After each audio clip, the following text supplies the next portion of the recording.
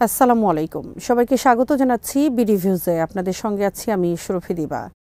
Israel ফিলিস্তিন সংঘাত অনেক জটিল। এটা শুধু বোমা হামলা বা সেনা অভিযান নয়, প্রত্যক্ষ যুদ্ধের সাথে এখানে আরেক যুদ্ধ চলছে, নীরব যুদ্ধ। এই লড়াইয়ে ফিলিস্তিনি সম্প্রদায় তাদের ঘরবাড়ি, ভূমি এবং জীবনযাত্রা ধরে রাখার জন্য সংগ্রাম চালিয়ে যাচ্ছে। এটা হলো দখলদার ইসরায়েলের অধীনে ফিলিস্তিনিদের প্রতিদিনের সংগ্রাম। এই যুদ্ধে রয়েছে চেকপয়েন্ট, গুড়িয়ে দেয়া বাড়িঘর আর চলাফেরার উপর বিধিনিষেধ, রয়েছে অবরোধ আর নিত্যদিনের দুর্ভোগ। বিস্তারিত থাকছে হায়দার সাইফের প্রতিবেদনে।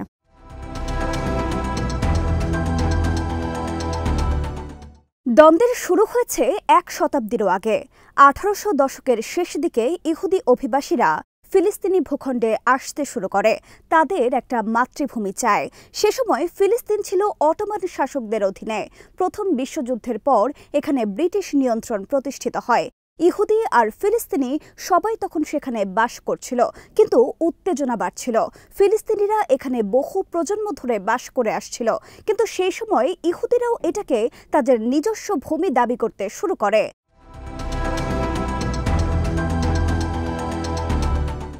1948 সালে সবকিছু বদলে যায়। ইহুদের রাষ্ট্র হিসেবে ইসরায়েলের জন্ম হয়। এরপর যেসব যুদ্ধ হয়েছে, সে সময় হাজার হাজার ফিলিস্তিনিদেরকে তাদের ঘরবাড়ি থেকে উচ্ছেদ করা হয়েছে। ফিলিস্তিনিরা এটাকে বলে নাকবা। এর অর্থ হলো মহাবিপর্যয়। অনেকের জায়গা হয় গাজা, পশ্চিম তীর আর প্রতিবেশী দেশগুলোর শরণার্থী ক্যাম্পে। তারা সবসময় ফিরে আসার আশা লালন করেছে, কিন্তু অধিকাংশ কখনো ফিরতে পারেনি।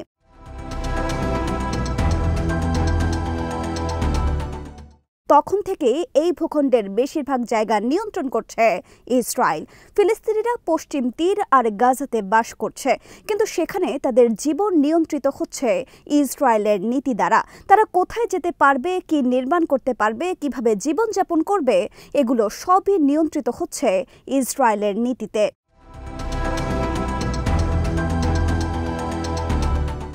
কল্পনা করুন, প্রতিদিন জেগে উঠে বুঝতে পারছেন আপনার জীবন কঠিনভাবে নিয়ন্ত্রিত। পশ্চিম তীরের বেশিরভাগ ফিলিস্তিনির জন্য এটাই বাস্তবতা। এই এলাকা বিভিন্ন জোনে ভাগ করা হয়েছে। কিছু রয়েছে ফিলিস্তিনিদের নিয়ন্ত্রণে, অন্যগুলো ইসরায়েলের নিয়ন্ত্রণে। এতে বিভ্রান্তি আর দুর্ভোগ দুই বেড়েছে।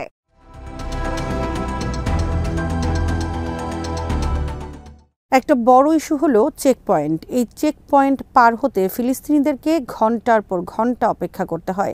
কাজ বা স্কুলের উদ্দেশ্যে যাতায়াতের জন্য, মেডিকেল সেবার জন্য তাদেরকে অনুমতি নিতে হয়। মাঝে মাঝে কোনো সুস্পষ্ট কারণ ছাড়াই তাদেরকে ফিরিয়ে দেওয়া হয়। এই সব বাধা তাদের প্রতিদিনের জীবনকে স্থবির করে দেয়। এমনকি পরিবারের সদস্যদের দেখতে যাওয়ার মতো স্বাভাবিক কাজটাও তাদের জন্য কঠিন করে দেওয়া হয়।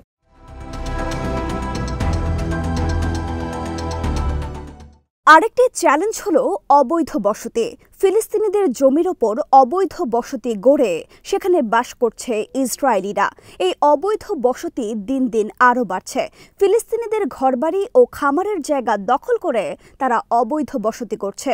আন্তর্জাতিক আইন বলছে এই বসতি অবৈধ, কিন্তু ইসরায়েল মানতে রাজি নয়। তাদের বসতি সম্প্রসারণ চলছেই, ক্ষোভও বাড়ছে ফিলিস্তিনিদের।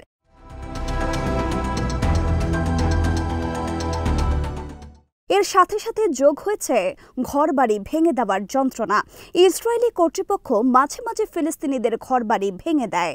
এগুলো নাকি অনুমতি না নিয়ে তৈরি করা হয়েছে, কিন্তু ফিলিস্তিনিদের জন্য অনুমতি পাওয়াটা প্রায় অসম্ভব।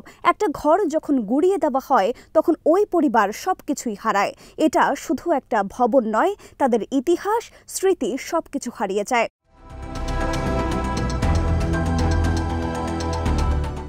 গাজা কিছুটা আলাদা, কিন্তু জীবনযাত্রা সেখানে আরও কঠিন। এক চিলতে জায়গায় এখানে 2 মিলিয়ন মানুষ বাস করছে। ইসরায়েল তাদের সীমান্ত, আকাশসীমা ও সাগর নিয়ন্ত্রণ করছে। এটাই হলো অবরোধ।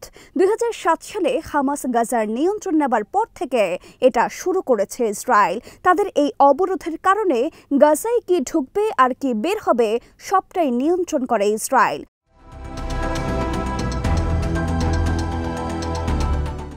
গাজার জীবনযাত্রা অবর্ণনীয় রকমের কঠিন। খাবার, ঔষধ আর নির্মাণ সামগ্রীর খুবই অভাব সেখানে। প্রতিদিনই বিদ্যুৎ চলে যায়, পরিষ্কার পানি পাওয়া দুরূহ, বহু মানুষের কোনো কাজ নেই। অবরোধের কারণে পুনর্নির্মাণের কাজও অসম্ভব হয়ে আছে। এখন যে যুদ্ধ চলছে, এরকম যুদ্ধের সময় স্কুল, ঘরবাড়ি সব ধ্বংস করে দেওয়া হয়। এর থেকে উদ্ধার পেতে সময় লাগে অনেক। যুদ্ধের সময় ইসরায়েলের বিমান হামলা গাজার জীবনকে দুর্বিষহ করে তোলে। তাদের কোনো সুরক্ষা নেই বললেই চলে। সহিংসতার এই চক্র গাজায় বারবার ফিরে আসে। শান্তি ক্রমেই আরও দূরে চলে যায়।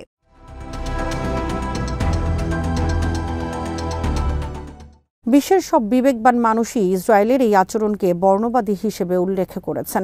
এর অর্থ হলো যে সিস্টেমে এক গ্রুপ মানুষের অধিকার অন্য গ্রুপের চেয়ে বেশি। ইসরায়েলের নীতি এই বিভাজন তৈরি করেছে। ইসরায়েলিদের তুলনায় ফিলিস্তিনিদের অধিকার নেই বললেই চলে। তারা স্বাধীনভাবে চলাফেরা পর্যন্ত করতে পারেন না। আইন তাদের ক্ষেত্রে অনেক কঠোর। সম্পদ ব্যবহারের সুবিধাও তাদের জন্য খুবই সীমিত।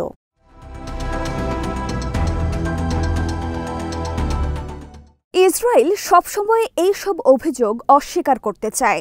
নিরাপত্তার অজুহাত দিয়ে এই অত্যাচার তারা চালিয়ে যাচ্ছে। চেকপয়েন্ট, দেয়াল আর অবরোধ সবই নাকি হামলা থেকে রক্ষার জন্য করা হয়েছে। হামলাসহ অন্য ফিলিস্তিনি গ্রুপগুলোকে অভিযোগ করে তারা। তাদের কাছে ইহুদিদের নিরাপত্তা প্রধান অগ্রাধিকার। কিন্তু ফিলিস্তিনিরা জানে ইসরায়েলের নীতি কতটা অন্যায্য। তারা চোখের সামনে দেখছে তাদেরকে উচ্ছেদ করার জন্য পুরো ব্যবস্থা ডিজাইন করা হয়েছে। শারীরিক ও অর্থনৈতিকভাবে তাদেরকে ফাঁদে আটকে ফেলা হয়েছে। তাদের দাবিতে কখনো কান দেওয়া হয় না। সময়ের সাথে সাথে তাদের হতাশাও বেড়েই চলেছে।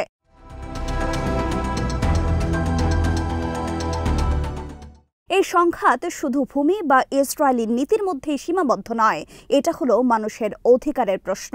ফিলিস্তিনি পরিবারগুলো এখানে বিচ্ছিন্ন হয়ে গেছে। তাদের শিশুরা আতঙ্ক আর চরম দুর্ভোগের মধ্যে বড় হচ্ছে। পশ্চিম তীরে ইসরায়েলি সেনাদের পাশ দিয়ে শিশুদেরকে স্কুলে যেতে হয়। গাজায় শিশুদের মাথার উপর ড্রোন উঠছে। এইসব অভিজ্ঞতা তাদের জীবনকে বদলে দিচ্ছে। মানসিক স্বাস্থ্য একটা বড় উদ্বেগের বিষয়। সার্বক্ষণিক মানসিক চাপের মাসুল দিতে হচ্ছে ফিলিস্তিনিদেরকে। বহু ফিলিস্তিনি হতাশায় ভুগছে। তারা স্বাভাবিক জীবনযাপন চায়। চাকরি, নিরাপত্তা, স্বাধীনতা, এই স্বাভাবিক অধিকারগুলো তারাও পেতে চায়। কিন্তু এগুলো তাদের আওতার বাইরে চলে গেছে। তরুণ ফিলিস্তিনিরা দেশ ছেড়ে যাবার স্বপ্ন দেখে, কিন্তু সীমান্ত বন্ধ থাকায় আর অবরোধের কারণে সেটাও কঠিন হয়ে যায়।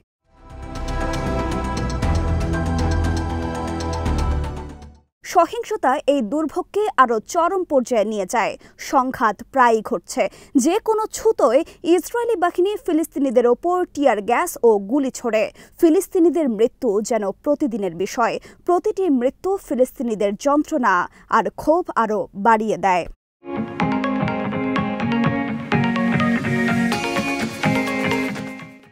ফিলিস্তিনিরা শান্তি চায়, কিন্তু এটা প্রায় অসম্ভব হয়ে গেছে। ইসরায়েলিরা ফিলিস্তিনিদের বিশ্বাস করে না।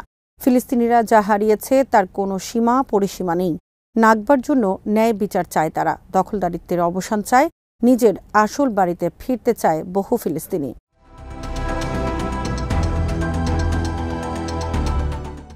ইসরায়েল জায়নবাদী আদর্শ অনুসরণ করছে। তারা পুরো ভূখণ্ডের নিয়ন্ত্রণ চায়, কিন্তু তারা সেটা বলে না। নিরাপত্তার অজুহাতে তারা ফিলিস্তিনিদের ওপর দমন-পীড়ন চালিয়ে যাচ্ছে। 1990-এর দশকের অসলো চুক্তির মতো সব চুক্তি লঙ্ঘন করেছে জায়নবাদী ইসরায়েল। ভূমি, সীমান্ত ও শরণার্থী প্রতিটি ইস্যুতে চুক্তি ভঙ্গ করেছে তারা।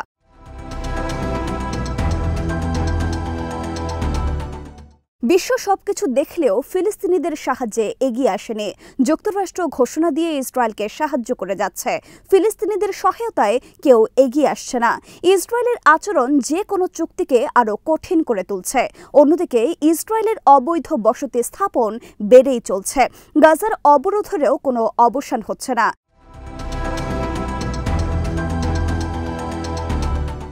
কোনো আশা কি এখনো আছে? আশা করা কঠিন। তবে কেউ কেউ এখনো মনে করেন পরিবর্তন সম্ভব, ছোট পদক্ষেপও কাজে আসতে পারে। গাজার অবরোধ শিথিল করা হলে জীবনযাত্রার মান খানিকটা উন্নতি হতে পারে। অবৈধ বসতি স্থাপন বন্ধ হলে কিছুটা আস্থা ফিরতে পারে।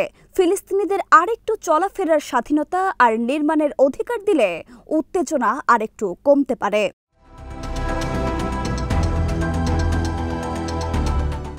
বড় আইডিয়াও রয়েছে। বেশিরভাগ মানুষ দুই রাষ্ট্র সমাধানের পক্ষে। এর অর্থ হলো ইসরায়েলের পাশেই ফিলিস্তিন রাষ্ট্র গঠন। আবার কেউ কেউ মনে করেন একক রাষ্ট্র গঠন করা উচিত, যেখানে সবার অধিকার হবে সমান। দুটো ধারণাতেই কিছু সমস্যা আছে। সেখানে সব পক্ষকে কিছু ছাড় দিতে হবে। ফিলিস্তিনিদের ছাড় দেয়া বলতে গেলে আর কিছুই নেই, কিন্তু ইসরায়েল কোনোভাবেই ছাড় দিতে রাজি নয়।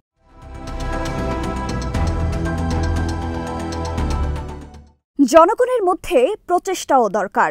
যেসব ইসরায়েলি আর ফিলিস্তিনি একই সাথে বিভিন্ন প্রকল্পে কাজ করছে অথবা একসাথে প্রতিবাদ জানাচ্ছে, তারাও একটা পথ দেখাতে পারে।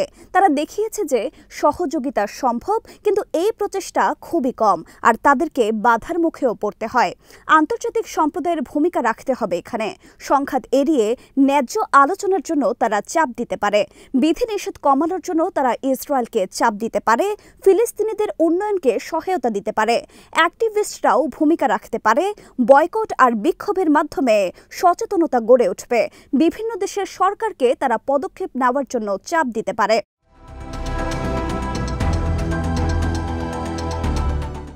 ফিলিস্তিনিরা মানবিক মর্যাদা চায়, তারা আতঙ্কমুক্ত জীবনযাপন করতে চায়, কিন্তু ইসরায়েলিরা তাদেরকে সমূলে উৎপাটন করতে চায়, তাদেরকে নিশ্চিহ্ন করতে চায়। ফিলিস্তিনিদের এই অন্য যুদ্ধটি বোমা হামলার যুদ্ধ নয়। এগুলো তাই সংবাদের শিরোনামে আসে না। এই যুদ্ধটা হলো প্রচণ্ড চাপের মধ্যে প্রতিদিনের জীবনযাপন। এটা ঘরবাড়ি হারানো আর ভবিষ্যৎ চুরি হয়ে যাবার গল্প। প্রত্যক্ষ যুদ্ধের সাথে এই গল্পটা মিলিয়ে দেখলেই কেবল আমরা পূর্ণ একটি চিত্র দেখতে পারব। শান্তি সহজে আসবে না, কিন্তু নীরব কণ্ঠস্বরগুলো শুনতে শুরু করলে হয়তো একটা প্রক্রিয়া শুরু হতে পারে।